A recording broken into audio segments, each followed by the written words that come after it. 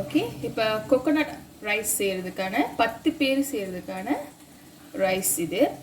So வந்துட்டு 4 cup கழுவின அரிசியை இந்த குக்கரில் போட்டுருங்க. போட்ட பிறகு நான் வந்துட்டு பாஸ்மதி பாய்க்கிறேன்.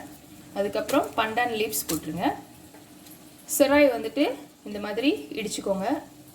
இந்த கீழே பகுதியில் இந்த மாதிரி இடிச்சுக்கோங்க. இதுக்கு பேர் லெமன் கிராஸ்ன்னு சொல்லுவாங்க.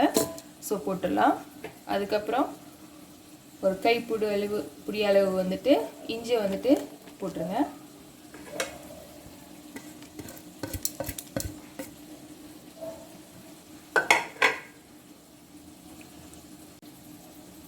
நாலு கப் அரிசிக்கு வந்துட்டு 8 கப் பால், கோகோனட் பால் ஊற்றுங்க.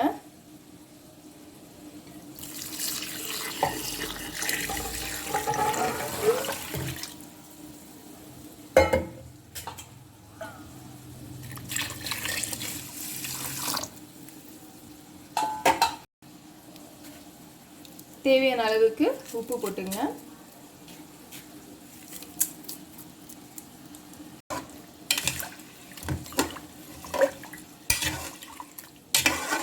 நல்லா கிண்டி விட்டுட்டு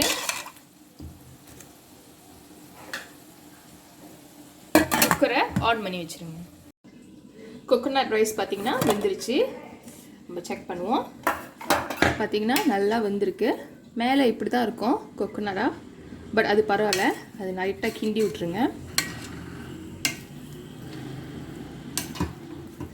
கோகோனட் ரைஸ் வெந்துருச்சு.